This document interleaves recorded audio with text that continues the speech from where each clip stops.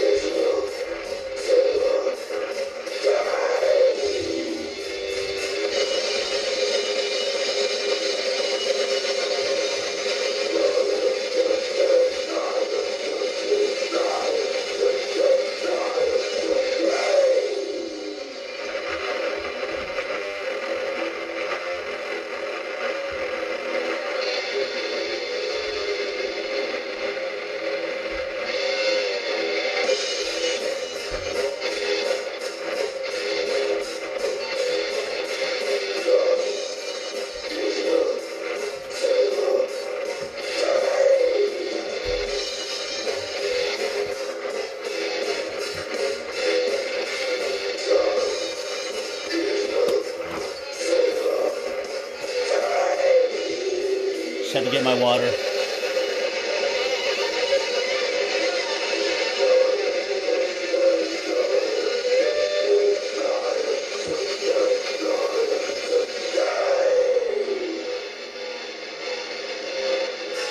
What's up, everybody? How are you? How are you tonight? How are you tonight, huh? Hey.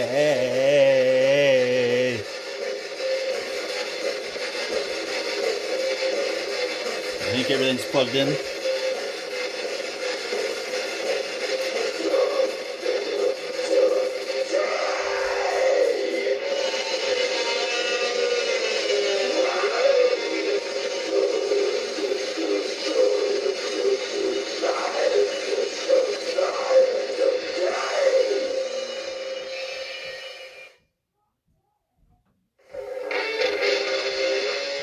Yo, what's up, Barrett? Barrett Severed Records. Just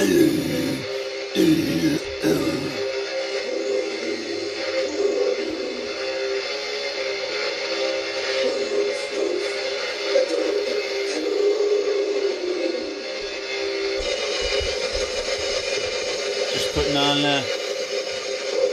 just putting the water down.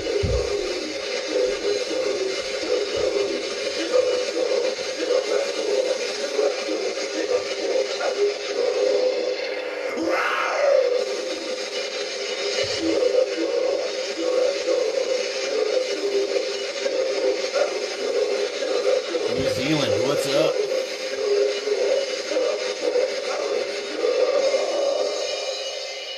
What's up, New Zealanders?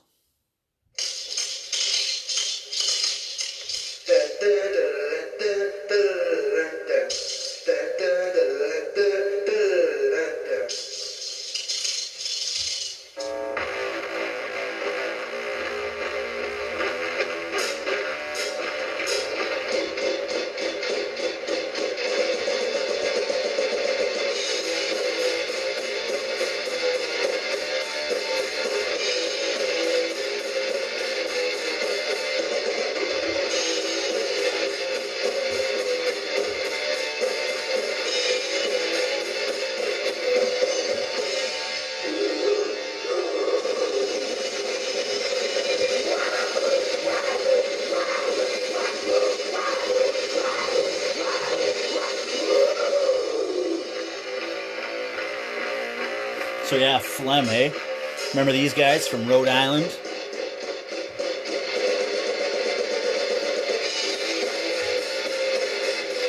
Clothes hanger abortion.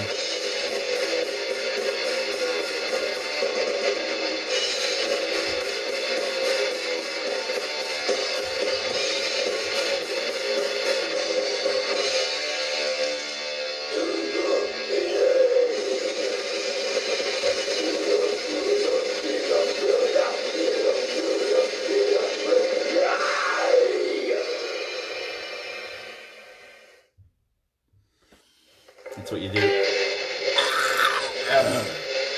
What's up?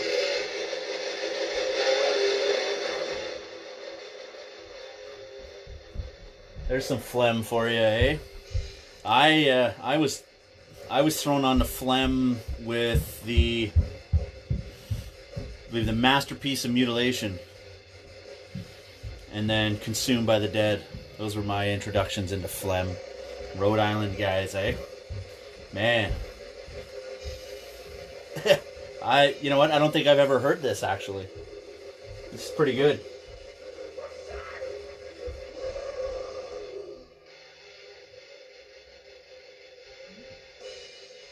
Happy 420. Actually, you know what's kind of funny? Not funny, but just, I haven't smoked today. No smoking today. I gotta try to ease her down a little bit, man. It's, I love getting high and I love getting a buzz and everything, but man, I miss getting a buzz and getting fucking fucked up with you guys. That's what's kind of, yeah. So just taking a little breather. You know, we're taking steps through this little pandemic thing going on, right? How we're dealing with all this crap and not to go too excessive on things and yada yada yada. I don't know. But yeah, happy 420. Yeah, I haven't smoked. I was thinking about it. I was like, yeah, 420, I'm fucking doing it, whatever. And I'm like, oh, man. I ate some brownies on, I think it was Friday night. And ended up watching a couple flicks. It was okay. And then the next day, man, like, I forgot. I don't eat edibles. I'm not a big edible guy. And it's been a long time. So the next, literally Saturday, the whole day was a write-off, man. I was fucking just staring out the window the whole day. So that was pretty intense, man. So yeah, you know, just gotta take a little breather. Went out for a nice bike ride today. It was nice and sunny. Get the BMX, one gear, true power, true power. It is though. What's up? Pabst is okay though. Yeah, it is.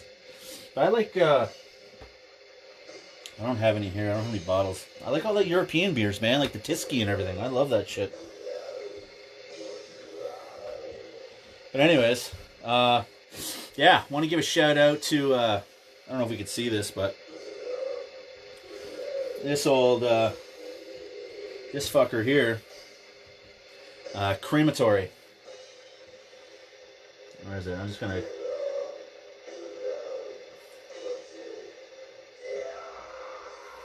We're gonna go see this crematory here.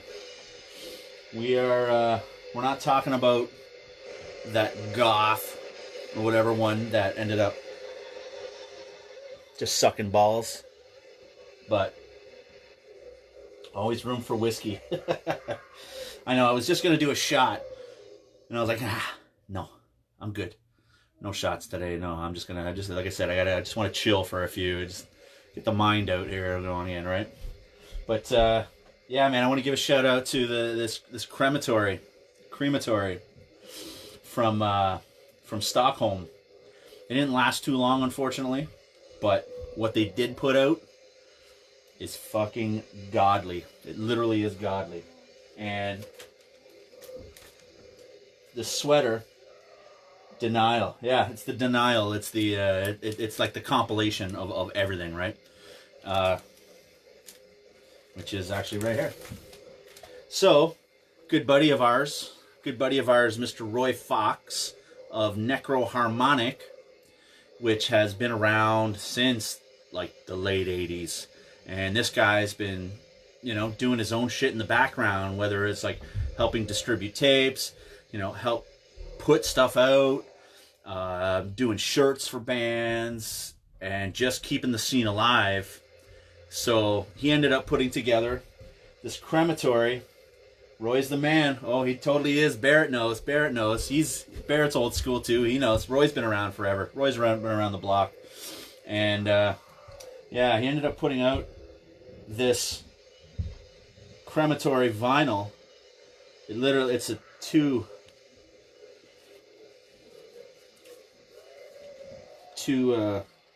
album vinyl. And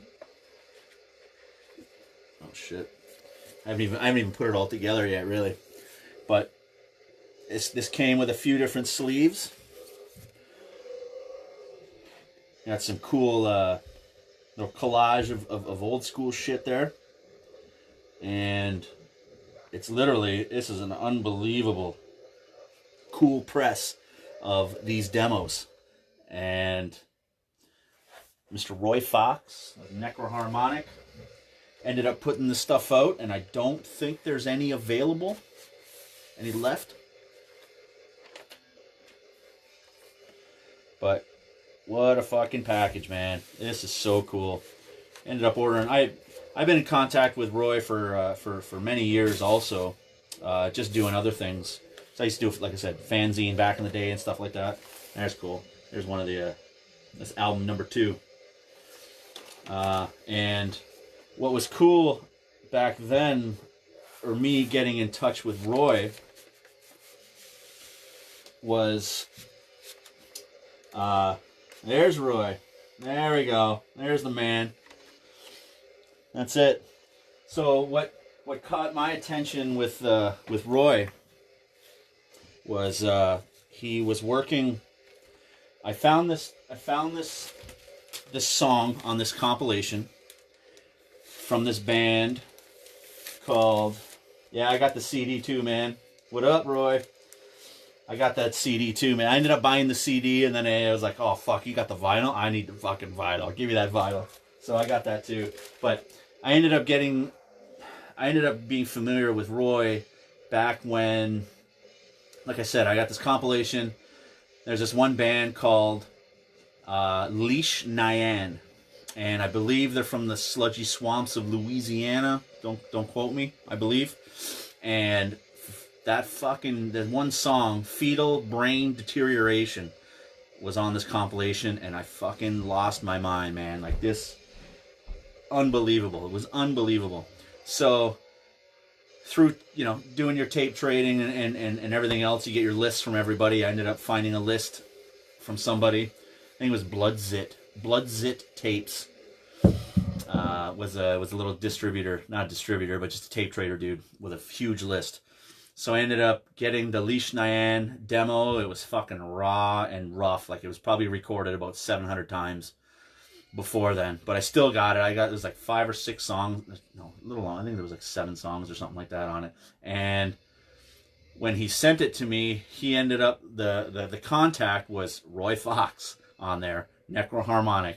I was like, oh shit. So I'm not sure if I did write a letter back then. I think I did, but I didn't get one back. I mean, because it's like everybody wrote letters and you know, shit get lost or whatever like that, right? But yeah, I never ended up getting like the actual demo itself or whatever. And that was from 91, I believe that came out. And yeah, so ended up he's still doing his thing, and he's got Necroharmonic still going. He's fucking printing shirts, got this crematory fucking sweet Gorephobia long sleeve, and just a great dude, man. Just trying to help out, right? And looking forward to the Phlegm. Actually, he had some Phlegm. He ended up redoing some the Consumed by the Dead, I believe, and Masterpiece on a CD. So, but if you want to go on, like I said, check it out, Necroharmonic. I don't know if Roy wants to put up the links in the comment section or whatever, but he's the man. Track him down. Just go on the comment section, look up Roy, and just fucking go into there, right? So, yeah, so I started playing, obviously, this Phlegm, because this is the latest upload that our friend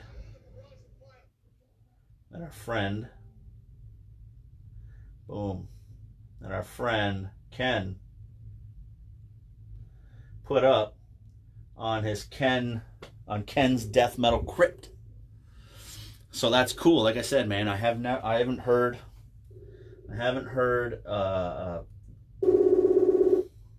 there he is. Look at that. Hey Cam, how's it going? Good, bro. So I was just mentioning, I don't know if you were watching, but you just put up that Phlegm, the clothes hanger abortion demo.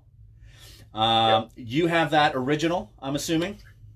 I do not. Actually, that was one of those demos that I got during my tape trading days, and I had on a dubbed cassette, and I had to, look on the internet to find the cover and put the video together. So, no, unfortunately, that's one of those ones I wish was original, but unfortunately it's not. Totally. So how you doing, man? This is Mr. Ken, and where are you from? I live in the South Chicago suburbs. I live about 40 miles south of Chicago, the city of Chicago. So I'm about an hour away, as far as downtown Chicago. So south suburb of Chicago. Right on. Everything's good here, man. Right on. Have you lived there your whole life? I have, not per se the city I live in now, but I was born and raised in the south suburbs of Chicago. So growing up, that's pretty much where I was from. And as I got older and got a driver's license and stuff, your first living in this area, your first intention was to drive to Chicago to go see the nightlife and things like that.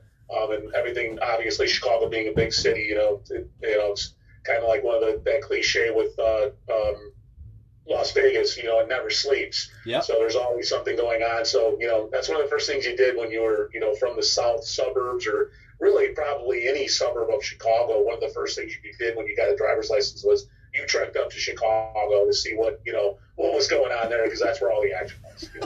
So, you've been there, like you said, you grew up there. You're a huge metalhead. Did you get into it back in the day in its infancy? Yeah, so I come from a very large family. I'm number 9 of 10 children. Ooh. And so I got a lot of older brothers and sisters, and some of them are like 10 to 15 years older than myself. And so I grew up with a lot of music. We were a very music-orientated family. My parents, we literally, one of the biggest prized possessions, we weren't a wealthy family, and having 10 kids, nobody's going to be, but we had one of the prized possessions of our family was the family stereo, was the family console turntable. And those of you that are in your 50s will remember in the 70s, there was a console turntable that you literally would lift open the top of the turntable of this console stereo, and there would be the turntable, and off to the right or left would be the controls for the cassette or the 8-track and the radio. So we had one of those, and that was like our prized possession. Because if that broke, we probably were never going to get another one. So I grew up with growing up with that many children in our family, a lot of older brothers and sisters. I grew up with a lot of different music as we grew up. A lot of my older brothers and sisters listened to anything from, Motown to classic rock to, pop music at that time. Basically anything and everything. My parents were very big with country western music. So I grew up with a lot of different music. No one in my family exposed me to metal. I did have a sister, an older sister, the one she's closest to me in proximity of the age. And she always had records, like hard rock records. She always had things like AC/DC, Ted Nugent, Van Halen. She had a lot of those records, and the Kiss records, of course, being in the 70s, she had Kiss records. And I have fond memories of every Saturday night after dinner was turntable time for us kids. We got to spin, our parents allowed us to spin one side of a record each. So, with 10 kids, that would take quite a while, right?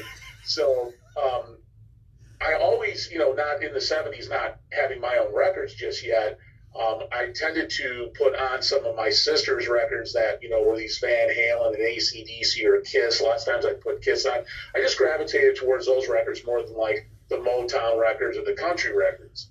But it wasn't until about, it was actually the summer of 1983 that one of my older sisters asked me to go to a department store with her that we lived close by. It was in walking distance.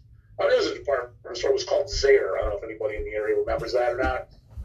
But it was much like a Target is today. You could buy clothes and things like that. And we went in, and my parents installed a very deep work ethic in all of us kids. At a very early age, we had to have jobs, whether it was paper routes, cutting grass for the local, people in the neighborhoods, shoveling driveways in the winter times.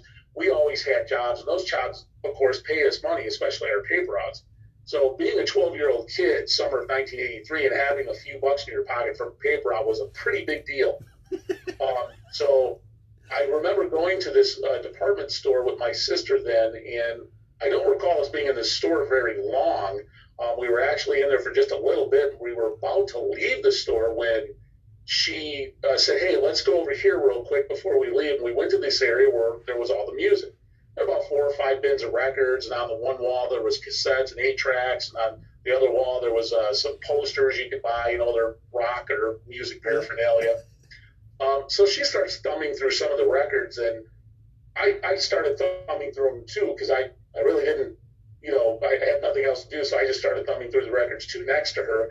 And one record in particular just caught my eye. Just the design on the cover of the record caught my eye. And I pulled the record out just to look at the cover. I wasn't anticipating on buying the record. The minute I pulled it out, my sister got really upset and said, "You can't buy that record. It's devil music. Do not buy it. Do not touch it. Put it back down." Well, being my rebellious nature, of course, I told her, "You can't tell me what to do with my money. It's my money. I can do whatever. I can spend whatever I want. I can buy whatever I want." So in my rebellious nature, I took that record right up to the cash register, and I had no idea what I was buying. I couldn't tell you. If you would ask me, "Ken, what is that?" I had no idea. I strictly bought it in spite of my sister telling me I couldn't. That's the metalhead rebellion right there, right? Yeah. Oh, yeah. Again, I had no idea what this record was. The whole time she glared at me as I bought the record. The whole way walking home, she told me my parents were going to be upset. I was going to be in trouble. This was a Saturday night, by the way, and that night was, of course, family turntable night. So when it's old Kenny's turn to put his record on the turntable, what do? I probably take up my newly purchased record that I literally probably spent like a week's worth of, paper passing on my paper route on, and I put it on the turntable, and I'll be honest, I thought it was god-awful. I didn't think it was music. I didn't know what it was. Of course, my brothers and sisters, and some of my sisters were appalled that I even brought the record into the house. Most of my other brothers and sisters, laughed and made fun of me and teased me that I wasted my hard-earned money on this record. Of course, to save face, I said I liked it, but I really didn't. I thought it was terrible. And what was it? Well, so the ensuing days and weeks, as we got more, turntable time came up and things like that, I kept putting the record on. And the more I put the record on and the more I kept, as I'm listening to the record, looking at the images of the band members and looking at the cover and then reading the lyrics, the more I was drawn to it, especially the imagery. The more I understood what that record and what that band was doing. And that band was Venom and that record was Welcome to Hell. Wow. And now I didn't come up with this saying, but to quote a good friend, I don't think we choose metal, metal chooses us. And on that day in the summer of 1983, metal chose me to be one of its warriors. Damn. So, and you didn't even realize you enjoyed it at the time either. Like you said, you bought it just in spite of your sister going, that's devil music, no. Exactly. When I first put it on, I'll be honest, it was awful. Because I was so used to so many different other things. The heaviest thing I had heard to that, at that point was, maybe a Van Halen or an AC/DC record, which, great rock records, don't get me wrong. But, then to go straight to Venom's, Welcome to Hell, it was a system shock. So, like, for everybody in my entire family, to be honest with you, they were like, what did you just do here, But, and then from there, it's all downhill from there. I started finding bands more, that, looked like Venom, and started going, and things like that. And started, I remember one of my older brother, he's a couple years older than me, one of my brothers, as he knew that I started really liking the record, he started telling me, that's the band you see in those magazines at the magazine store. I'm like, what magazines? And that's when I started getting into looking at, Metal Force or whatever, Hit Parade or whatever the magazines were. I started looking at those magazines to find more bands that sounded and looked like Venom. And from there it was, like I said, it's been downhill ever since. And that's the thing too, right? Like you said, all of a sudden somebody's pointing out, well, if you like that band looks like a lot of the bands in these magazines that we see, so that all of a sudden sparks your interest right there. It's like, okay, so there's more bands. Where am I gotta find these bands? So then you start buying the magazines, you start looking at how everybody's dressed, you start looking at all the band shirts and everything, and then it just goes from there, right?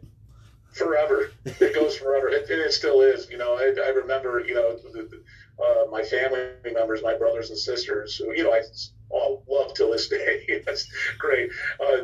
They thought it was a phase. And, when they come to my home now and see what's behind me, they realize that it was more than just a phase for me. It was, and I think that, I think every metalhead has a story like I just discussed, like I just told. I mean, I think every metalhead has a day that, or most probably remember, this is when I remember listening to this particular record or seeing this particular band or something towards that effect, and they say, that's when metal chose you to be one of its warriors. Yeah, literally. And like, I mean, myself too. I mean, I grew up with a lot of different music also. I mean, like I mentioned before, my mom was like, she loved the old Beatles and Beach Boys and like the 50s poodle skirt shit, which I absolutely love, right? I love that stuff. And then my dad, he was the soul guy. He loved the funk and he loved all that stuff. So I was into that. But I found myself listening to the radio just to, find more of that stuff. And then all of a sudden, like you said, it was like, okay, now what's this Van Halen Eruption? Like that guitar is heavy. And then what's this Judas Priest and all this other stuff? So then you start just digging and like being specific. Like when you go to the record store, it's like, well, excuse me, sir, I like Iron Maiden. What else is there, right? Kind of thing, because you don't know you don't know what to look for or whatever, and then it just blossoms from there, and it's uncontrollable. Like you said, you're digging and you're diving as hard as you can, like it's a passion now, and you gotta find more of this shit to annoy everybody with. Yeah, that's what it became, and I think that's true for any metalhead. I mean, like you said, like you coined it perfectly. It became a passion, and it's a passion that's, I don't wear band shirts to identify with a particular group. That's my wardrobe. That's what I wear. That's what I like. Yeah. I don't wear these things so that people see me and say, oh, he's a metalhead. No, I wear it because I like it. Because this is my wardrobe. I support these bands and that's why I do those things. So yeah, I think it's every metalhead goes through it, and it becomes a passion. It becomes more than a passion. It's part of your blood. I will be a metalhead till the end of my days, and I don't know how many days I have left, but until that time comes, I will, I'll be a metalhead. And I know it's and you would think that I would listen to a lot of different music because I was raised on a lot of different types of music, but I honestly, I know this might be the uncool thing to say, or it might be the cool thing to say. I don't know, but this is the truth of it: is that I listen to 99.9% metal.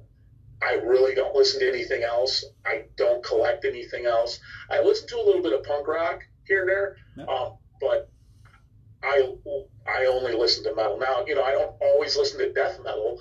Might be heavy metal some days, new wave of British heavy metal, power metal, maybe some black metal. Some days I'm just in the mood for black metal. Just depends on my mood, but it's 99.9% metal. I know, you would think that, growing up, like I said, with all the music variety I did, maybe some other things would have stuck, but not like metal.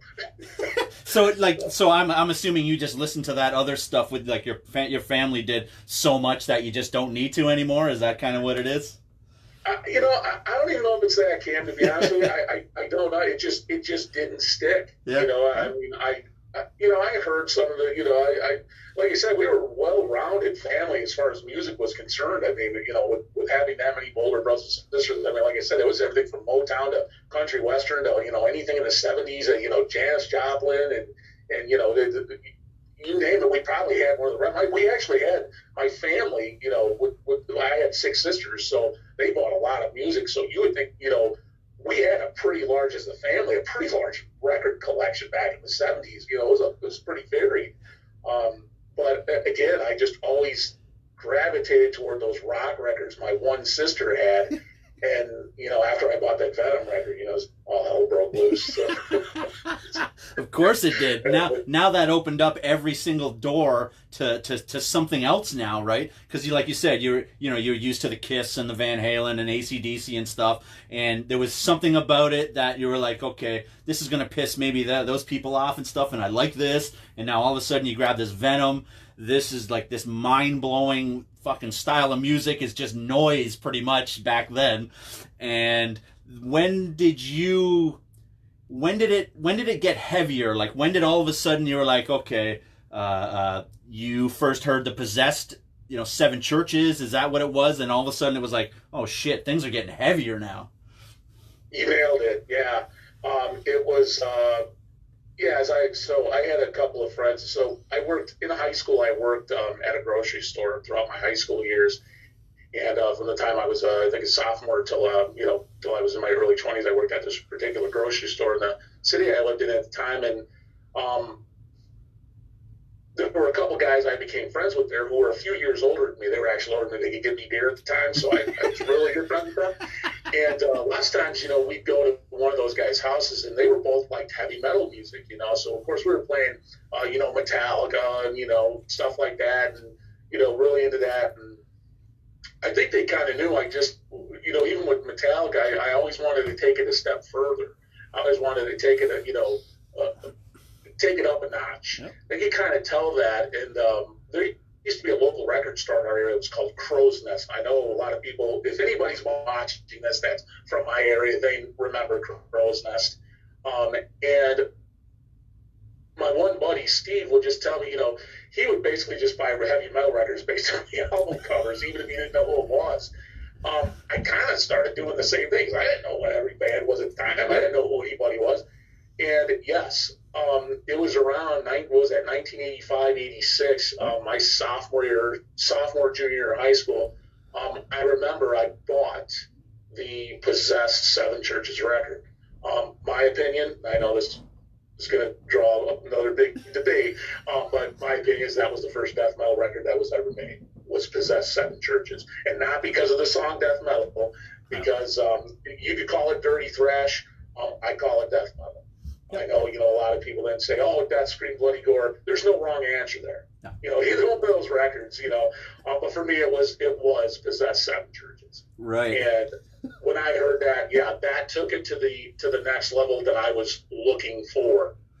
There was Slayer before that and stuff, but Possessed for me took it a step more. And then, then you got into, then of course, I think it was it 87, 88 was Scream Bloody Gore. Right. And then 1989, I think the entire world was changed with some of the records that came out in 1989, with Autopsy, Severed Survival, Repulsion, Horrified. I don't think that ever gets enough mention, that record. And especially then coming from, Europe, Entombed, the Left-Hand Path. I mean, that record set the bar for not only Swedish death metal, but my opinion, death metal worldwide. Right. When you heard the guitars on that record for the first time, I peed on the floor. It was so heavy.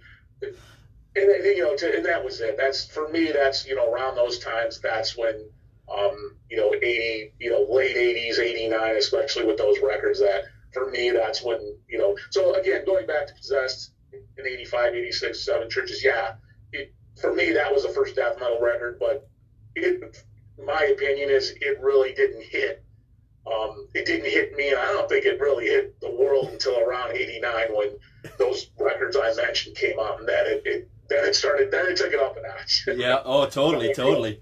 Yeah, because like you mentioned, Possessed comes out. They got the song death metal or whatever, but everything on that record, sure, it has thrash elements, but it was so extreme for that time. Also, his vocals were way more powerful. The riffs, there was something about those riffs, especially in The Exorcist. And I even tell John McEntee also, whenever we chat, I was like, the song, like the riffs in The Exorcist is exactly what Incantation kind of took over with, like, Onward to Golgotha and everything like that. Like, you can hear those riffs. So there's no way that you can, dismiss Possessed as being just like a regular thrash band, man. No, man. The way they structured their riffs is totally what kind of started laying the foundation for death metal, big time. I think so too. 100% agree. Yep. Again, for me, that's the first death metal record that was ever recorded, was Possessed Seven. I know that's a huge debate, and again, there's no wrong answer there. No. It's a matter of opinion. It's an opinion, and it's my opinion that Possessed in Seven Churches was the first death metal album ever recorded. So Ken, he runs this rad YouTube page called Ken's Death Metal Crypt, and pretty much it's filled with North American death metal demos. Strictly just demos, and these are all from your collection, correct? Yes, absolutely. So it's actually a channel dedicated to U.S. death metal bands, 90s death metal. I did upload a couple of demos from 2000s because I really liked them, so I wanted people to hear them. Yeah. But mostly it's U.S. death metal demos and EPs from the 90s. There are a lot of 7-inches I have on there as well. But that's what I dedicated the channel to. Right. So, like you said, when you got Possessed and everything started going from there, is that when you started your tape trading, I guess, deal? Yeah. No, so as I wanted to get into the heavier side of things, obviously I always wanted to push the envelope. That friend I spoke of, one of the friends that I worked at this grocery store with, again, he kind of saw that I wanted to get, take things up a notch, especially music-wise, and he says, you know what, I think you'd be you and my younger brother ought to get together because you guys like the same like heavy stuff. And he introduced me to his younger brother, who was Brad Boldak, who he's the original bassist vocalist of the band Morgue from Illinois. Oh, yeah. He's in the band Absconder now. Okay, yeah. So Brad. Brad. So I was friends actually with his older brother, and he introduced me to Brad. Well, at the time, and this was like 1989, I think, and Brad was doing a fanzine at the time called Grim Death Fanzine. And I bought a copy from him. You know, we met, we talked, we were talking about bands immediately. We immediately had a, common ground. We immediately had a connection because of the music. And I bought one of his fanzines, and as I'm thumbing through it, I just started asking, well, what's this? What is it? And I'm asking him all these questions. Well, what's this section about tape trading? What is that? Well, Brad introduced me to that, actually. He introduced me. He's a year younger than me, but he kind of already was into the underground scene even before I was. And he introduced me to the world of tape trading. He says, oh, those are, you get your list of music and you can send it to people and you guys can record for each other on tapes. And then, and it's tape trading. And, he explained it to me immediately, literally probably that day or maybe the next day. I go home, I put my stuff on, whatever, the 10 records I had on a list, whatever I had, start sending it out to tape traders. And, luckily some people, helped me out with, when I first started tape trading and said, yeah, I'll trade some things with you. You don't really have much, but I'll trade. So, good for me. And that's how it just started going. So around, late 89, early 90, I started in the tape trading world. And, Brad exposing me to the underground world of fanzines. Fanzines were invaluable. We didn't have internet back in 1989, 90. So fanzines were invaluable for finding new bands, contacting bands, addresses, snail mail. You'd write letters, you'd send it off, you'd get a response back. You put $3 in an envelope. Yes, you could send money in an envelope back then. You'd send $3-4. A week or so later, you'd get a cassette. You get a demo back or a 7-inch or whatever it was. At glorious times. Yeah, man. And then that's when I went crazy. When Brad exposed me to it, I bought several more fanzines. I started writing as many bands as I could, or any band that would talk to me, literally. Because at the time, I didn't always send them money because I didn't always have money to send them, but I would literally at least just write them. Yep. And you could, especially European bands. I don't know if you guys remember the international reply coupons. Yes. Those little 95-cent or 90-cent things you would send to them, and it was a guaranteed response back because it was their postage you were paying for it to write you back. And I would always include one of those. So I got a lot of response from bands, and there were times when I would just pen and pal with bands, and tell them, oh, as soon as I get a few bucks saved up, I'm going to buy your demo. Lots of times they would just send it to me for writing them a few times. So that's how I got into it, and just throughout the years, I probably stopped actively tape trading and writing bands probably like early to mid 93. So for 2 or 3 years, I hit it pretty hard. I wrote every band that I could find in a fanzine, and I bought tons of fanzines. I still have them to this day. I probably several dozen of them that from the 90s that I have. I just wrote to everybody who would write back, and when I had money, I'd send them money for demos, and again, it ruined my life because so a lot of those demos I acquired in EPs, through whether it was through tape trading or whether it was original. Those are what I use on my channel today. Everything that's I use on the channel today or that I upload to the channel was either from tape trading or an original that I got, or in the early 2000s, tapes died. Tapes were gone. Yeah. 2000, 2001, everybody did everything on CDR. So of course I got into CDR trading. Yeah. So I had 2 or 3 guys I CDR traded with, got a lot of demos and EPs that way still. Then probably in the early to mid 2000s, I completely stopped trading everything because the internet became big. You didn't really have to do that anymore. BitTorrent sites, you could download things. So that's kind of when it all stopped. But all that I gathered through those formats and those needs throughout those years, that's what I use today to upload to the channel. Sweet. I know, because like you mentioned, man, as soon as I got as soon as I got, I forget where it was. I think my buddy gave me just a bunch of flyers. It was like, here's a Wild Rags flyer, here's a Relapse flyer, here's some other stuff, right? So then right away you're like, oh, okay, world's heaviest store, eh? Okay, well, I guess I'll write to this. And then they send you a catalog, and then all of a sudden it's like, oh shit, like where do I go from here, man? I might as well just write everybody I can, right? That's what you did. Exactly. It's totally... Exactly.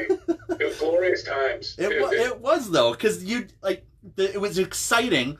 Like you said, looking through these fanzines, everything was all new back then. So these bands, everything just coming up, and you're writing to everybody. You're getting all these packages and mail back, and then you're sending your stamps back, and you're getting more demos back, and then all of a sudden this guy finds out that you're doing tape trading, so he writes to you, and then it's a massive circle, and it was so exciting. Like literally, I would come home from school every day, and there'd be packages all the time.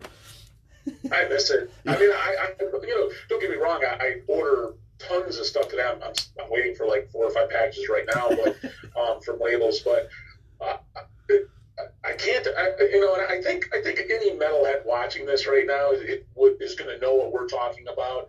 I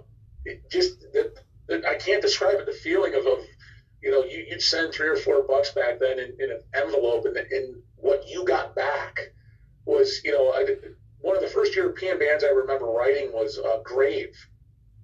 I saw an ad for the band Grave in Sweden, so I had no idea who they were. I just wrote to them. Yep. And Johan Sandstrom wrote me back, and we ended up being pen pals for a good year or so after that.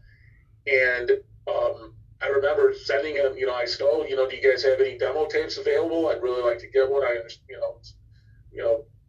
Your logo looks cool. Yeah. So he says, yeah, we got demo tapes. So I sent him $3, $4, whatever it was, and he sent me back the Anatomia Corpus Human Eye demo, yep. Original demo, and the song Reborn Miscarriage. Ooh. And Extremely Rotten Flesh.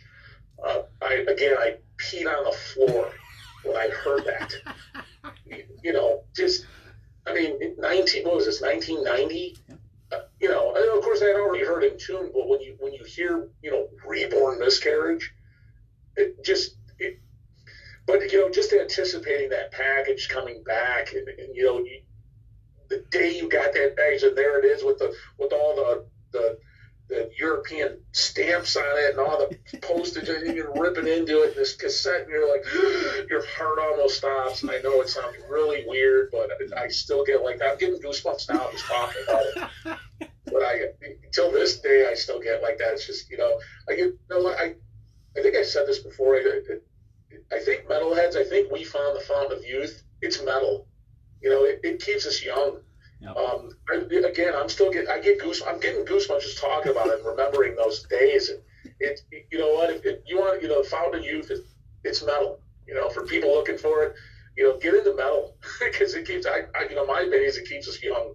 Oh, literally, man, and the community around it too, right? Whoever else is into this scene is pretty much has just as much passion as you or I. And are definitely, like you said, you're going to get goosebumps as soon as you start rolling and talking about it. The memories start kicking in, and then the shows start kicking in, and then you're just like, all right, you're my brother, you're my sister. Let's sit down and listen to this Grave demo that nobody's ever heard before, because this is some sick shit from Sweden. You nailed it. Yeah, it's, we're an extent.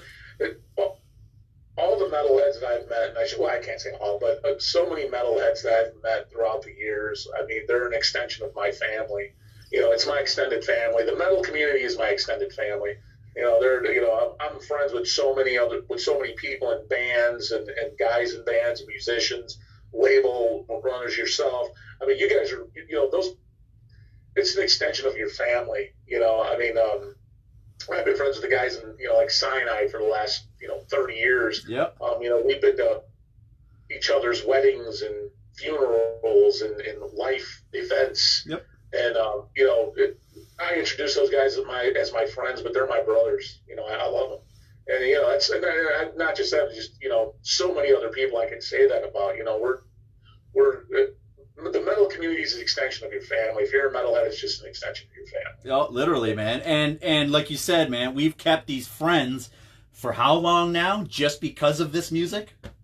Yeah, exactly. I should have said this at the start of all this our conversation, Ken, but kudos to you. Thank you for everything you do for the metal underground and death metal. I know you're affiliated with some labels and you help bands out. Doing this documentary.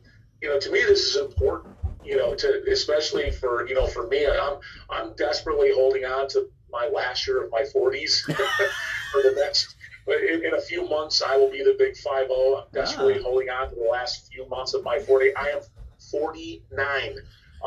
And yeah, so, eventually, the younger generation has to keep the flame burning. Oh, yeah. And so I think this stuff is important so that younger generation, that's why one of the reasons I do the channel is to give the younger generation the chance to hear this stuff. A chance to get these golden gems out, to get them exposed to people. So especially the younger generations, so they can keep carrying it on.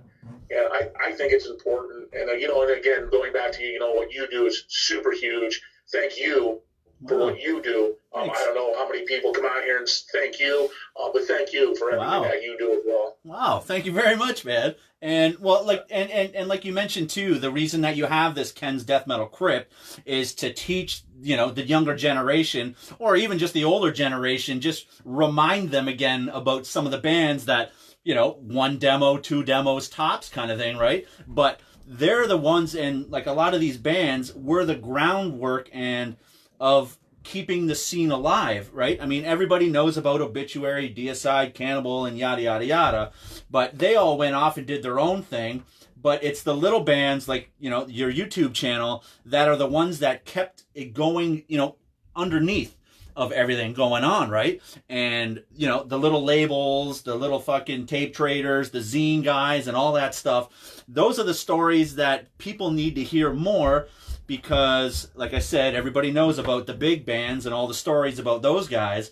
But what about the underdogs who, like, you just posted Phlegm, the clothes hanger. And what about Jimmy Fleet, taking care of the Rhode Island scene back in the day, too, man? Like, he was a huge part of bringing concerts and all kinds of shit like that, right? And not everybody knows that kind of stuff. I mean, a lot of us older schools do. But the younger generation, it's like, well, who the fuck's this Phlegm? 1990, they put out a couple demos, no big deal. But really, what they did in the background was crucial for just bringing up the scene back in the days too, right? Yeah. I think probably every scene has, or state and scene has a band and people like that, But yeah, like you mentioned Jim Fleet. I was fortunate enough to see Phlegm once back in the day. So yeah, it was great. But he was really good. He was a really good frontman, by the way.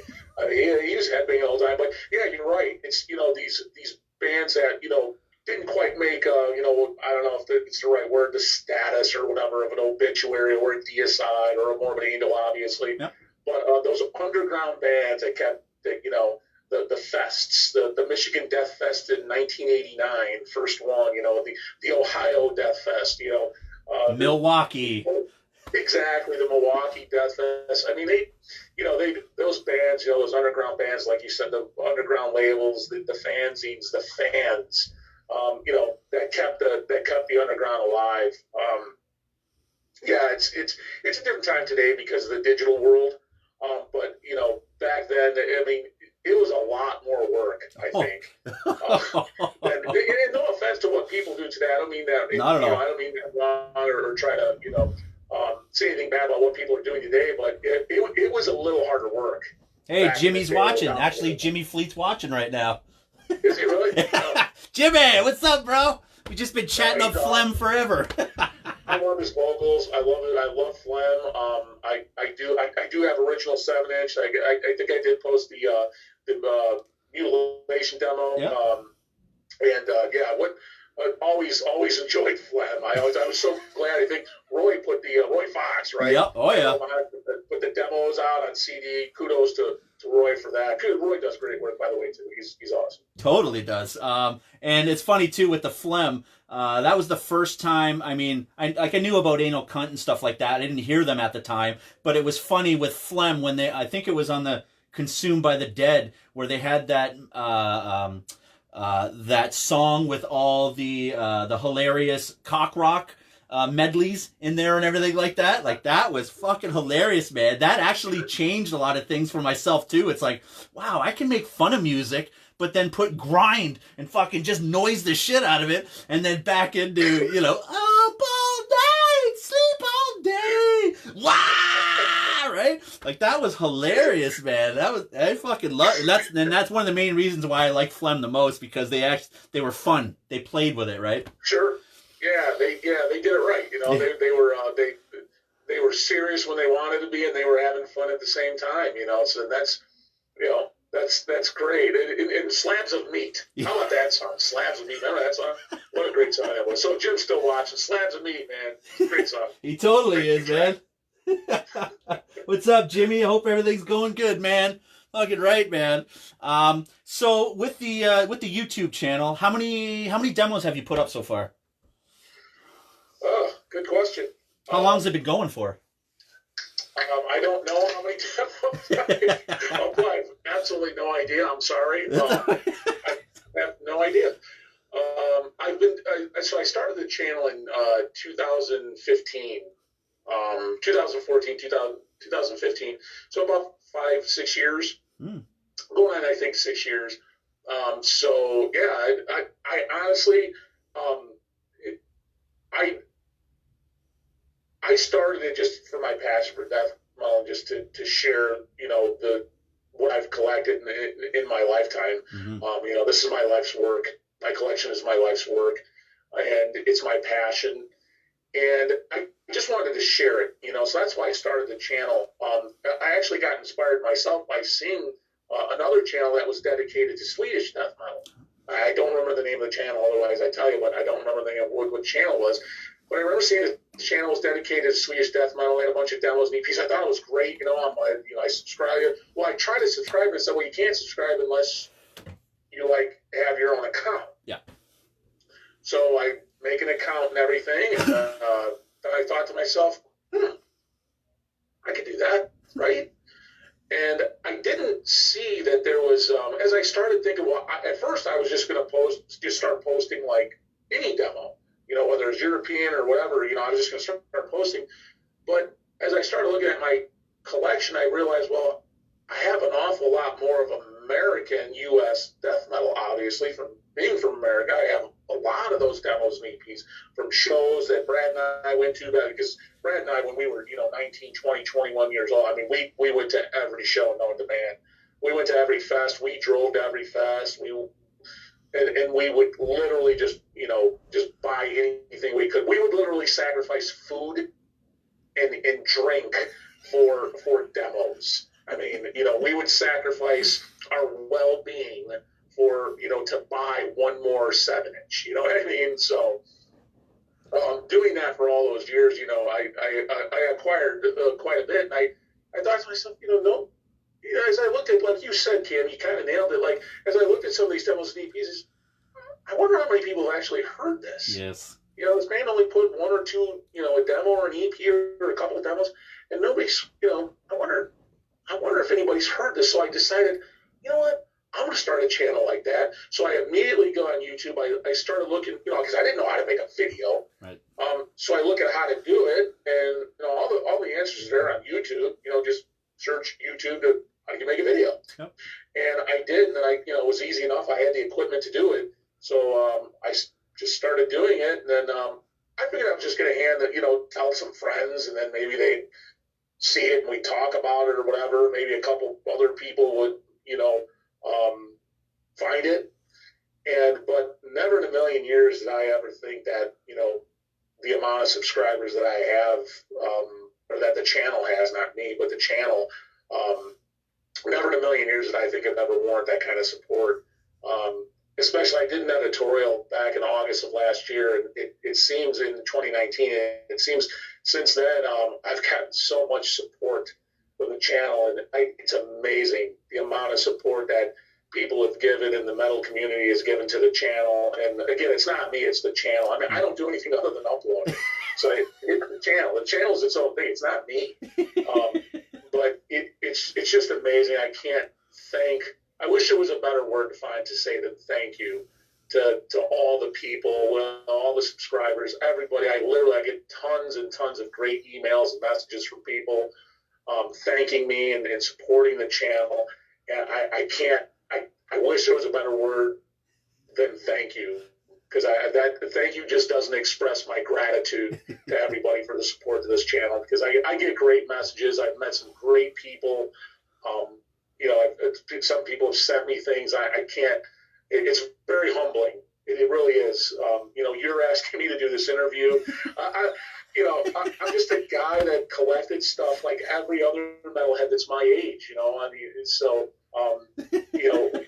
Why does anybody want to hear from me? Well, that's how I kind of feel about it. But it's just great. I can't say thank you enough to everybody for the support that I've been given to the channel. Right on. Well, but like we've been talking about, there's so many demos and EPs that nobody has heard about.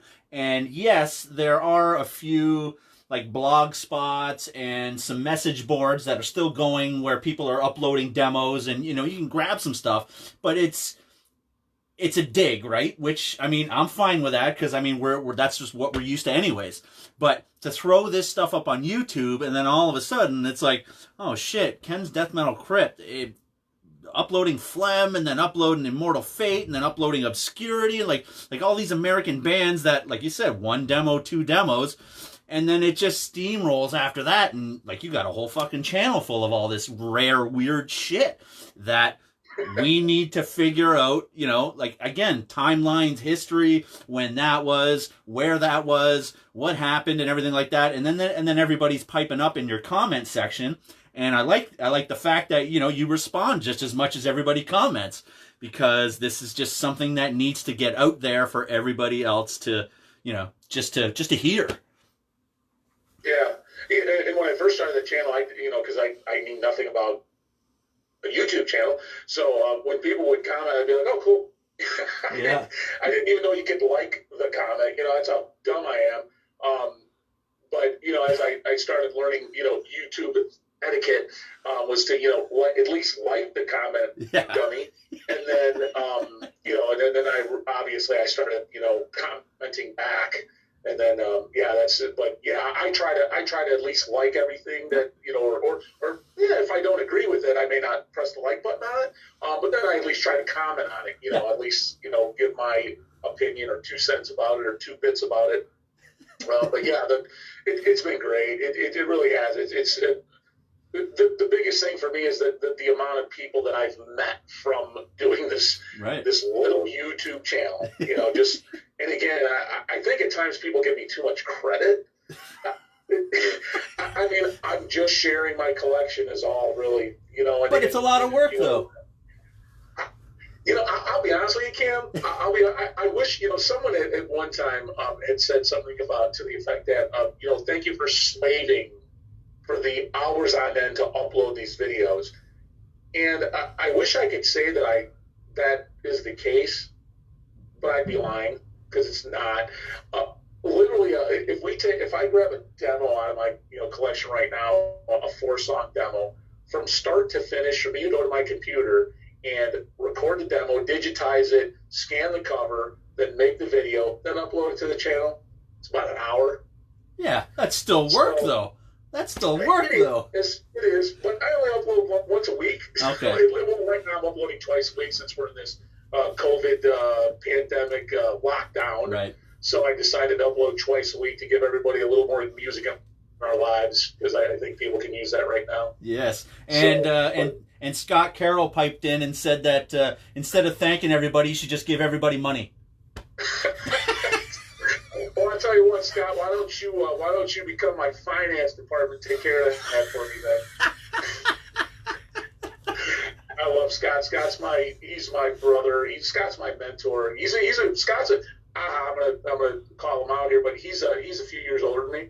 So he's my mentor. Him and Mike, they're my brothers. I love those guys. They're my mentors. My brothers. So it's like I could say that about so many other people, but anyways, right. That's what I did. So what have been some of your favorite demos that you've posted? Ooh, some of my favorite demos I've posted. Oh, that's a good question. All of them. Yep. That's a bullshit answer, right? Well, you mentioned this fun one I just posted, right? Maimed. If you've heard the Maimed demo from Illinois. I was just talking with Matt Calvert. Their Dark Descent's putting it out. Yeah. I know it's big. Yeah, he's. I won't ask Matt about it. I know he's probably gotten a lot of messages. But, yeah. I can't wait for that to come out. Thank you, Matt. The Maimed. I'll be honest with you. I typically gravitate more to the East Coast sound for some reason. At least with the '90s demo stuff. So typically, that New York scene, Violent Fury. My friend Pat Wilding, he does a channel called Ground Zero Salem. Check that out. He just sent me a copy of, not an original copy, but he dubbed me a copy of Violent Fury's Black Mass Offering demo from '97. They were from New York, the Syracuse area. Whew. That's going up on the channel soon. So I gravitate more to it. So, like, some of my favorites, Maimed, of course, Phlegm. That Abominac 7-inch from Virginia. You ever heard of Abominac? Yes. I think I have the 7-inch upstairs, actually. Yeah. Yes. Protest Humanity. That. Yes. Yep. Really like that. There's so many. I'm trying to think, but just so many. It's all my passion. It's all a passion. Just the Cyanide demo, of course. Right. Who doesn't want Funeral? Earth to earth, ashes to ashes, dust to dust. Who doesn't like the Funeral demo from Cyanide? So pretty much everything, like the whole reason you have this channel is just because you fucking love this demo quality stuff. Yeah, it was my first love. Yep. It was honestly, I tell that to my wife too. I've been married for 21 years now, and my wife's great. She's great kid. And we have a 15-year-old son, and he's the love of my life as well. My son. Before it was them, it was what you see behind me. Before I met my wife and we had a family, my family, other than my metal brothers and sisters, was what's behind me. Right. And I know that's really weird sounding, and it's kind of weird that I would go up and hug my records, but I think talking to the metal community, I think they understand what I'm saying when I say that. I say goodnight to my records every night. In my demos, good night, guys. I'll see you tomorrow.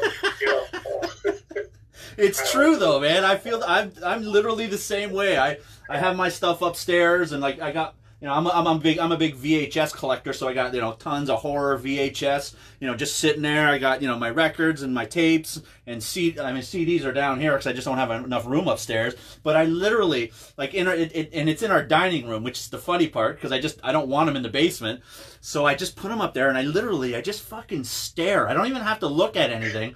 I just stare at everything and I'm like, oh my god, like. This is fucking amazing. Like, holy shit. I love it. Because I remember when I got that demo. I remember when I got that VHS. I remember when I got that. And it just gives you those fucking feelings, man. Yeah. It was my first love in life. That was metal. And it will be, again, it will be till the end of my days. My family has strict orders that when I'm placed in a coffin, I'm to be buried in a pair of black jeans with my boots on, band shirt, up to them what band shirt they put me in, and I want, my favorite band of all time is Iron Maiden, and they're instructed to put some Iron Maiden records in that coffin, because I need some music on whatever. Yeah. Wherever I'm going, I'm going to need some music for that journey. So Iron Maiden records come in my coffin with me, but yeah, those are strict instructions to my family, so... So you mentioned before also that you had a label. Oh yeah. So what's up with that? I was actually involved in a few different labels throughout the years, where I was kind of a partnerish with. One was in 1997. I had a good friend at the time, and he was a partner. He was a business partner with me. We did the label together called Lost Horizon Records. Oh, and we put out the original Cyanide, Death, Doom, and Destruction CD. And then we also put out the original The Truth 7-inch. And then after that, our next release was Master Fister. They're a doom band out of Illinois. We put their CD out, Master Fister's CD. I think it was called Third Prophecy. And then at that point, my business partner had some life changes going on, and he could no longer help finance the label, so we ended up stopping the label, and that was it. Then my next venture into a record label was in 2001 through 2003. I did House of Death Records, and I released the Wolf and Society Conquer Divine CD that featured members of Kyle from Incantation on drums. Vincent Crowley was the bass player. Oh, right. The original vocalist, now here's a little bit of information, the original vocalist of that band was supposed to be Jeff Gruslin from Vital Remains. But just before we went in the studio to record the EP, it was a 4-song mini CD. Jeff ended up, he couldn't do it, and he ended up not being vocalist. So Vincent Crowley from Asheron, who was just going to play bass, he ended up doing vocals. Then we also had Lord Aaron from Dark Funeral from Sweden, Dark Funeral. Oh, right. He played guitar. And then we had 2 members from the Electric Hellfire Club. Oh, yeah. That were all involved in the project. So, that was the first release. What you learn, Cam, as you get older, what you learn, I think you know this. What you learn is you learn more than what to say. You learn what not to say. You know what I mean? And with that label, it took a bad turn for me when another label, I won't mention any labels, when another label got involved in pressing it in Europe, and let's just say some timing was off, and it got pressed. That release got pressed in Europe. It wasn't supposed to. I was supposed to press first here in the States, and it got pressed in Europe before I did. And then distributors here in the States had already gotten the release from that European record label. Wow. Because that European record label told them that there was no U.S. representation. Ooh. That was a lie. So I did everything on a handshake and get contracts written at the time.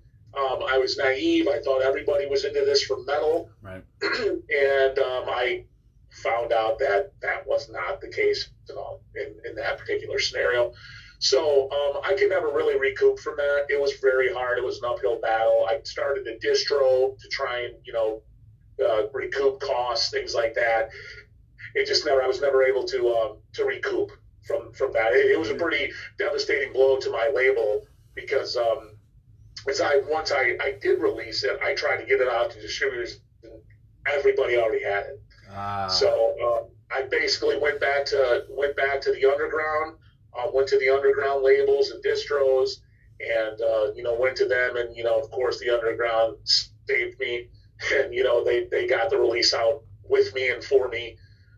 But it was a pretty bad blow for me, and unfortunately I was never able to recoup. So after about 2 3 years, I just kind of spun my wheels with it. And I ended up closing it up because it wasn't, at the time I was working a tremendous amount of hours for my regular job, and it wasn't doing enough. I just wasn't getting enough sleep. So I had to stop the label. But never say never. I often think about a label today, Ken's Death Metal Crypt Records. Right? You never know. Start re-releasing some of these old demos that you got. Boy, isn't that an idea? Isn't that a wonderful idea? If somebody were to press some of these demos on whether it was CD or vinyl or cassette format, or maybe all three, and get some of these gems out in physical format again, and then maybe pop in a new release of a new band, and then go back to another release of a re-release, and then wow. That's an amazing thought, Cam. You're brilliant. You are brilliant. Well, that's why you're talking to me, right? I mean, absolutely. Best looking guy in death metal. Hey, you get my vote. Hey, well, they're calling me the Ron Jeremy of death metal, so. Really? I think you're much better looking. I would say so. I think you're much better looking. Yeah, because right after I did one of the banger episodes for Brutal Death Metal, a bunch of people ended up piping up in the comments going, "This fucking guy's like the Ron Jeremy of death metal," and I was like, "All right, I'll take that." That could be a compliment too. I think so. I mean, how many, how many women has Ron Jeremy slept with? I mean, it could be, a compliment. So up until now, let's fast forward to recently. You have a band called UNNATURAL. Yep. And you just put out a 3-way split. Yep. Yeah, we did. Yeah, so UNNATURAL is myself and there's only two of us. Okay. The other member is Ted Van Tilburg. He's the original drummer of Morgue, the band Morgue from Illinois. He was the drummer on the rehearsal demo, and then drummed on half the tracks of the album before he left the band. But he's the other member, and he writes all the music, and he writes everything: drums, guitar, bass. Oh, wow. I just do vocals. But yeah, we started back in 2015. He wrote some songs, and he just sent them to me. He said, "Hey, what do you think of these?" I was like, "Oh man, those are cool. It was heavy, it was heavy as shit." He's an old death metal head too. Now Ted's kind of all over the place musically. I mean, he likes a little bit of everything. But I thought they were heavy as shit. So I'm like, yeah, man, for fun, I just put some vocals to it on my computer and sent them back to him, and he thought, yeah. Do you want to record vocals to these? We can put out a demo. Yeah, I guess we got to get a band name first. So, anyways, that's how I got rolling. But yeah, so all the credit to Ted for recording everything. I just growl into I just growl. That's all I do. He's the real worker behind the band. But yeah, we just released so in 2016 we released our debut mini CD on a horror pain gore death production. Shout out to Mike Giuliano. Yep, totally. He's awesome. I love that guy. So he released our debut mini CD in 2016, had 5 songs on it. Then in 2018 we did a 2-song. We had 2 new songs, and we just put it out digitally. And then shortly after that, my good buddy Hannes Delbello from Dismal Fate Records out of Italy asked us if he could release it on cassette format. He did. He sold out. I think he only released about 200 or 300 copies of it on cassette. That sold out. My buddy Barrett Amiss from Savard Records. Yep. Love Barrett. He's another brother. He's hanging out too. He's hanging out on here too. I love you, Barrett. He's one of those, same thing. He's one of those guys that I call my friend, but he's a brother, man. Yep. The work he's been doing for how many years he's been doing his label, it's unprecedented. It's what he does for the metal community, and Barrett rules.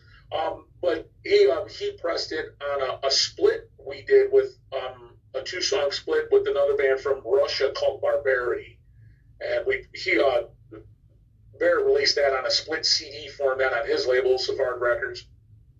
Then it wasn't until Mark Riddick's a huge supporter of the channel, and he contacted. I love Mark Riddick. That he's so generous. Yep. He's so generous. Yep. My God. And not to mention his artwork's beyond amazing. It transcends amazing. But what he can do with a pen and paper.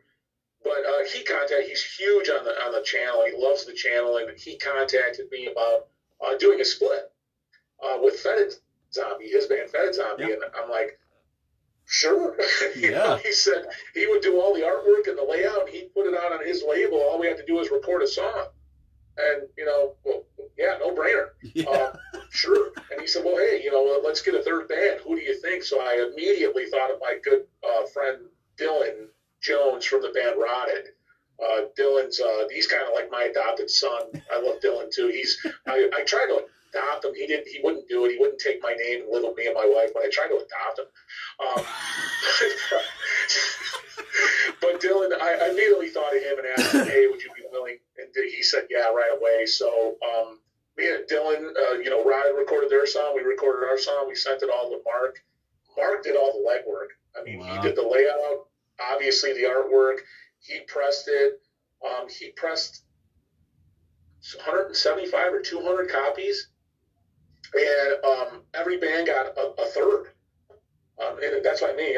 That's how generous he is. Like, he literally did all the work for it, and gave us all the bands a third. So I know on our website we put about 20 copies on sale, and they were gone in about 20 minutes. Yep. Rada did the same thing. His left quick, and I contacted Mark, and I said, "Hey, do you have any more I could buy from you?" He's like, "They're gone." So within a 24-hour period, I think they all sold out. Yep.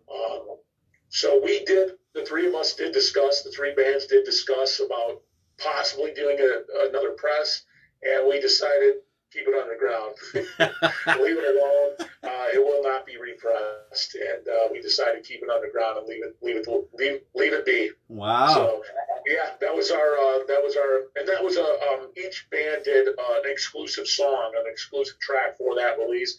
It wasn't a re-release of anything else. It was a brand new song from all three bands. So we had a lot of fun doing it.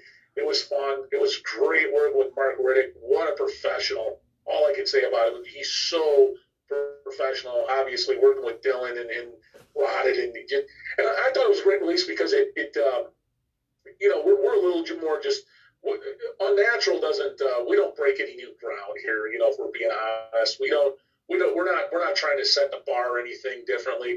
We're old school guys that like old school death metal, and that's what we play. That's it. That's it. That's all we're doing. That's what Ted and I do. That's what we like to do, and that's what we're going to keep doing.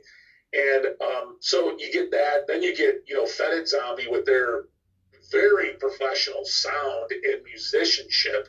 The guitars and everything is so professional with that band. So I think that added a totally different element than what we were doing. And then you just bring in Rotted, that just blasts heaviness and secretes putrid vomit, and Dylan's vocals, and so we were all three very excited about the release to get it out, because we thought it really did showcase a lot of different variety of death metal, and that's why we were really excited about the release. It was a lot of fun. Right on. And Rotted, they're a relatively new band too. Yeah, Rotted's been, Dylan been around since about 2017, I think. Yeah. That was when the Pestilent Tomb demo came out. Okay. And then I actually did backing vocals on one or two tracks for the Pestilent Tomb album. Right on. Yeah, I did a couple backing vocal tracks for him on that. He asked me to help out with that, so no problems. And so he's been around for a couple years now. But and then he just released last year a new demo on the Maggot Stomp label. All right. But Dylan's one of those creative dudes. He's so creative. He's got so many ideas to do things. And when he spends time here in the crypt with me. He comes and hangs out and brings beer, and we'll sit down here and just it's just so much fun. Just the conversations we have. Just the first times. What he does too, though? He'll sit here at these records. All he does is drool over the Burzum records I have. The original Burzum records. Oh. He wants every Burzum record out of this collection. It's like, yeah, he's like a Burzum. He likes Burzum. He's really into Burzum, but he wants every Burzum record I have. But anyways, I love him. He's like you said, he's like an adopted son to me. So. But that's the same thing too. I mean, like myself, and I mean, obviously a lot of other metalheads too. We love just going to hang out and specifically just listen to music. Grab a couple beers, smoke a couple joints, and then the fucking tunes just start rolling, the stories start rolling, and then by the time you know it, it's like 7 hours later. Holy shit. Yeah, exactly. Every time, man. I think every metalhead, who's watching right now would agree and understands that that's what I mean. That's why I said before, we've for those looking for the fountain of youth, us metalheads found it. Yep. No, literally, man. Because, you get together and you drool over this shit like we're still kids. That's the funny part. We're fucking 45, 50 years old, and we're still losing our shit over these shitty garage recording demos that meant nothing to anybody, but to the 500 people that know about this band, it's literally like the greatest thing ever. It means the world to us. It means everything to us. It's not we don't do it to identify with a group of people. We do it because it's in our blood. Oh my It's God. part of our bloodstream. It's part of our heartbeat. Is, you know, this stuff, the things I post on my channel or the channel. I'm not even going to call it my channel. It's the channel. They're part of the fiber of my being. You know, this stuff. And I think any metalhead that's watching and listening to this knows what that means. But yeah, it's amazing. It's an amazing feeling. And that's kind of like what we're doing with this documentary also is, sure, we're going to get, you know, some of the big names and, you know, chat about some of the stories and stuff. But what I really like to hear is the underdogs, like Ken's Death Metal Crypt and all those kind of bands, and the ones that put out 2 demos, 1 EP, whatever like that, the ones that kept everything floating in the background. And those are the stories that I find are a lot more interesting than, you know, hearing about Morbid Angel again, hearing about Cannibal Corpse again, and all this kind of stuff. It's these little demos and, you know, the Jimmy Fleets and the Brad Absconders and all that kind of stuff that are digging these, you know, these torrential stories of tape trading and Xerox copying and just keeping that fucking flame alive. I find those stories way better, personally. It's in, you know, I think every metalhead has a story.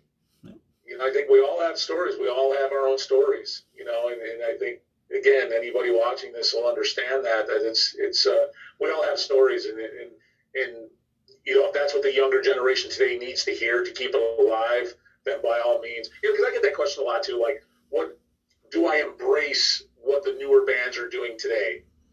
You know, because I'm so part of the old guard. Right. You know, do I embrace what the younger bands, what the newer bands are doing today? Absolutely. Keep doing it. Absolutely. 100%. You know, labels like Maggot Stomp and Scott McGrath, he's cool. I love Scott. You know, keep doing it. Because if you don't, you know, where do we go from there if you stop? Yeah. Then what? You know, so don't stop. You know, keep it going. I mean, do what the bands in the 90s, late 80s, early 90s did. You know, keep it going. Keep pressing the envelope. Keep inventing new. Yep. Keep doing it, because that's what's going to take metal into the next, you know, the next generation and the next millennium. And you know, keep it alive, man. Yep. Yeah, because I mean, there's only so much us old folks can do, and it's nice, and it's nice to have the younger generation who has this spunk and everything to fucking just push it like even harder. Yeah, absolutely. Yep. Yeah. So that's why, you know, in the digital world, that's why, you know, like you said, you know, an old guy like me, you know, just doing what I can is all it is. That's why I say I think at times people give me too much credit for this YouTube channel. I really, it's just me sharing my stuff. That's all it is, and that's all I'm doing. You know, Yeah. Of course, it is my passion, but you know, I think at times people give me way too much credit. But again, I can't say thanks enough. Yeah, but you're digging up the underground dirt, and that's the stuff that a lot of the newer generation, they missed. Because, I mean, they just missed everything, right? They were born way too late. They missed it all. So to see these weird, rare demos, all of a sudden, it's like, wow, I'm not going to take, you know, Cannibal Corpse as my favorite band anymore, because this fucking band that only released 5 songs in 92 seems to have a cooler sound, and I like their bass, and their vocals are fucking disgusting, and the recording is gross. Like, it's insane, man. So it's cool to see, like you said, you get a lot of mail and people just saying, you know, thanks for uploading this stuff. This is great. You know, I wish I grew up back then, or even just older dudes going, holy shit, I haven't heard that fucking demo in 30 years, and blah blah blah, right?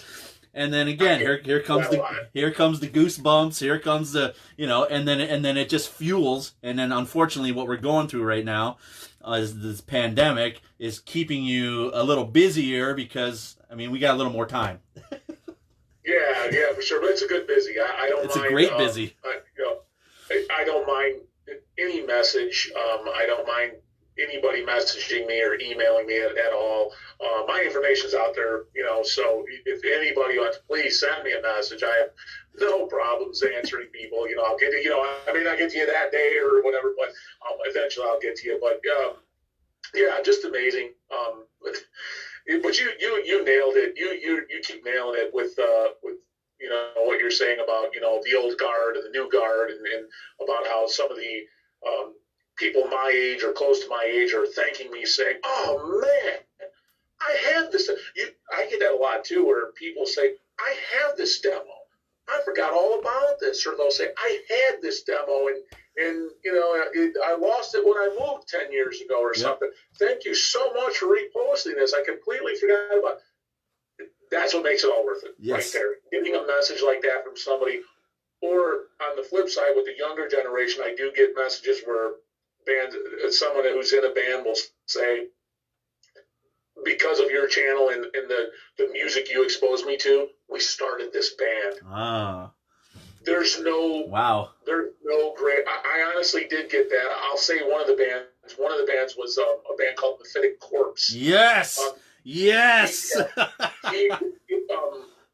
They messaged me and said that the channel and the content of that channel was one of the reasons that they started the band, and I was like, "Are you kidding me?" That's why their demo sounded so 90s. Because he said they were just taking so much influence from the channel. Something like that is for me it's amazing when I get a message like that. It really is. It makes it all worth. Anytime I put it in the channel, that's what makes it worth it. Is totally those kinds of messages. And same thing. I'll bring up Metalhead Corpse. After I started seeing the ads come out. It's like they one of their main influences was Grotesque Infection, and personally, Grotesque is probably one of my favorite bands ever. Ball Grinders. Yes.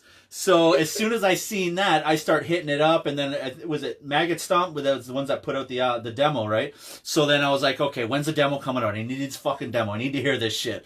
And then I ordered 3 copies right away because I was like, I know I'm gonna like this shit. So then I end up messaging the guys. And, I was like, "Hey, man, I just want to say, holy fuck, you captured the sounds that, I've been, longing for since the early 90s and all this shit." And then he messaged me back, and he's like, "Hey, man, are you the same Cam that uploaded the Grotesque Infection live stuff, live in Niagara Falls?" And I'm like, "Actually, yes." He goes, "Holy fuck, man, we can't stop watching that video over and over and over," right? Because I ended up booking Grotesque back in '93 here in Niagara Falls, Canada, and I filmed the whole thing, and there's a song up on YouTube. But yeah, man, that Metalhead Corpse, dude, those guys they fucking nailed it. They did. For a 90s sound, boy, did they. Yeah. And for them to say, it was your channel, it's not my channel, it's our channel. Yeah. It's everyone's channel. Like I said, I'm just sharing music, man. That's all I'm doing. I just want to keep it alive, and I want to keep it going, and I hope the younger generation hears it, sees it, takes influence from it, and inspiration, and keep going with it. Yeah, man. That's the whole reason for it. Fucking A, man. That's it, man. We just keep supporting somehow, some way, whatever we can do, right? That's it. That's all it is. Cool. So yeah, that's all it is. So any last words? What's going on with the band? Anything? So yeah, we're just actually Ted and I are in the pre-production of writing new songs for a demo, possibly later this year, maybe early next year. We do have new artwork from Mark Riddick, so we want to put that on a demo. But yeah, we're probably going to demo some new songs either again later this year or early next year. So that's what's going on with UNNATURAL. And as far as the channel, I'll be deleting the channel very soon. So no, I'm kidding. Fuck you all. No, other than that, so that's what's going on with the band. But other than that, again, I can't thank you enough, Cam, for having me on your format here. Sweet. Again, thank you for everything you do. I don't think I think so many times in our lives we hear more of the complaints that people have about what you might be doing or what we do or what others do. you tend to get more complaints. Trust me, even doing a YouTube channel, I get a lot of complaints. Really? Wow. Oh yeah, we don't have enough time to talk about that right now. Wow. But, oh yeah, you would be probably amazed. Wow. At some of the messages and things I get about. What's there to complain about, though? That's what I don't understand. You're bringing this shit. You're doing it out of your own pocket, your own time, and all this stuff. Trying to not inform people, just give it out to everybody, and here's what fucking happened back in the day. How the fuck can you complain about that? Again, you can't please everyone. Wow. Wow. I'm trying and you can't. It doesn't happen. So again, I just, I can't say enough thanks to everyone for, all the support to the channel, for everything, things people send me, for the great comments, for the great emails, for the great messages. I wish there was a word better than thank you, but literally from the bottom of my heart, thank you to everyone for their support to the channel. And I promise you, as long as I keep getting content, as long as I have content, we're going to keep the channel going, and we're good. I still got lots more. And I got lots more coming, ready to in queue, and I think you guys are going to enjoy. So stay tuned to the Crypt, man. Fucking right, man. Awesome, man. Here's Mr. Ken, and make sure to subscribe to Ken's Death Metal Crypt on YouTube channel, and check out his UNNATURAL band. And I'm assuming we can maybe put some links in the comment section or something like that after we're all done here, just to let everybody know where we can find everything. Absolutely. Fucking right. Appreciate it, bro. And I can't wait to hook up with you and have some fucking beers and listen to some goddamn tunes. Absolutely. Anytime. Good. Well, I mean, Chicago is about, I think it's a 7-hour, 8-hour drive for me. 7.5, 8-hour drive for me. So that's not too bad. Yeah, that's not too bad. Well, I can one of these days. Let's do it. All right, man. Well, sign off, and thank you very much, bro. Thank you. Rock and roll.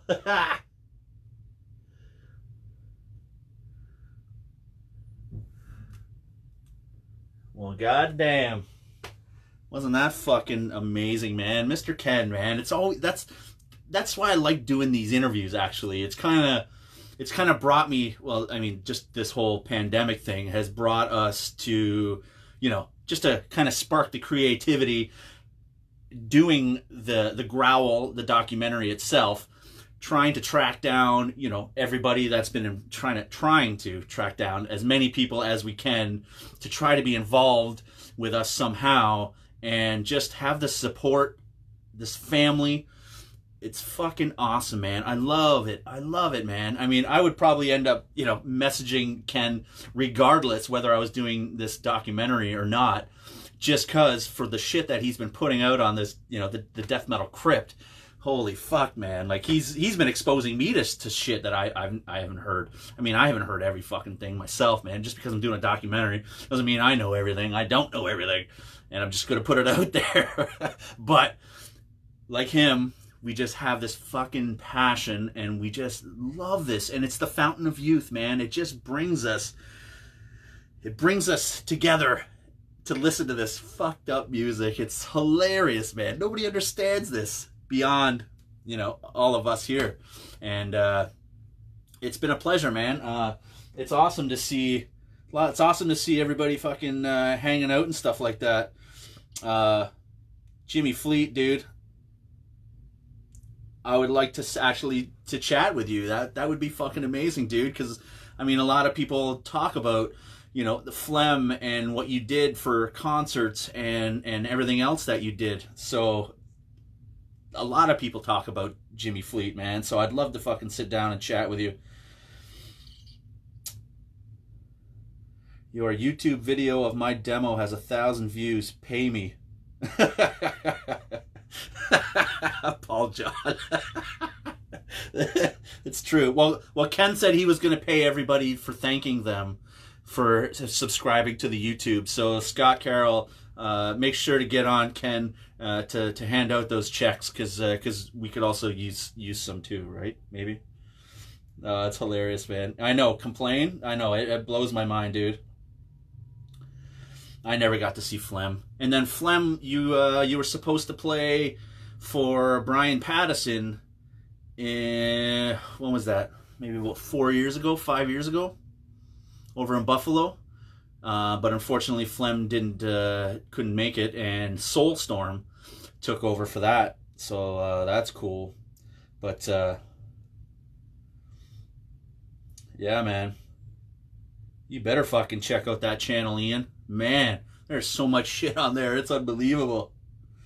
Good. Yeah, Jimmy. Fucking A, man. I definitely want to chat next few weeks. Like I said, man, we're putting together schedules for upcoming interviews, hanging out with everybody and stuff. And I'll definitely put you fucking down because we need to do this. As long as you have a good enough internet connection and a phone that we could chat with. So that's cool. That's cool. Man, that was a fucking great interview, dude. Like, oh man, it's just, like I said, man, it's awesome to chat with the people in the background because that's where the cool stories are. And that's what we're trying to do, man. Hail Satan, fucking A. So tomorrow, be sure to tune in because we have Robin Mason joining us, and she is currently playing in Gruesome and Dercada also, which was cool. I got to see Robin play with Dercada a few times, so that's fucking killer. And we're gonna talk about the old days and her old band, Demonacy, not Demonacy, Demonaz,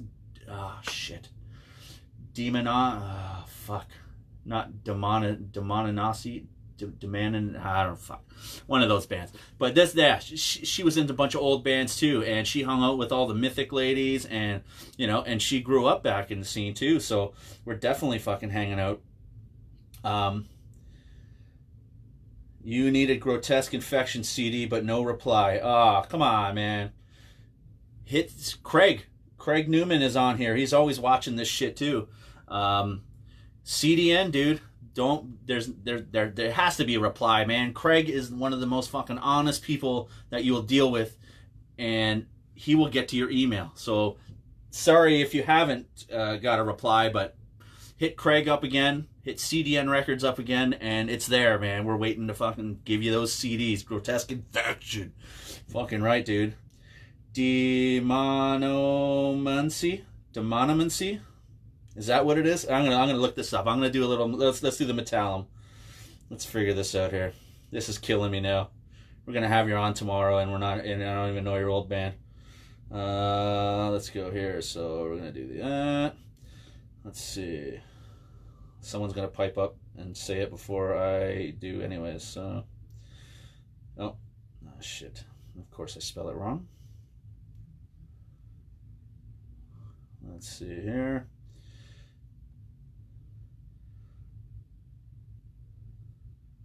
Past bands.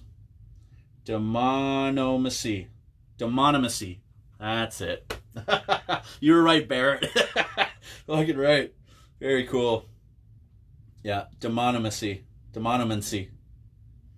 Kick ass. So yeah, she's gonna be joining us tomorrow, and yeah, like I said, and then after that, on the Wednesday, we got Paul John from Conergia and Embalmer. And then on Thursday, we have Corinne Vandenbrandt. And she's old school too, so it's awesome, man. Because it's not just the sausage fest, man. Where's the females at, right? Where's the females at? They had a huge part in the scene too. It's not just us. Look at Lori Bravo from fucking Nuclear Death, man. Holy shit. She touched a lot of souls. That's fucking awesome, man. There's some good demos on Wild Rags Records, right? And she's still kicking around too. So, appreciate it, man. Thank you for hanging out and tuning in, and we'll see you all tomorrow, I think. See how I'm feeling. Maybe I'll have a beer tomorrow. We'll see. Rock and roll, everybody.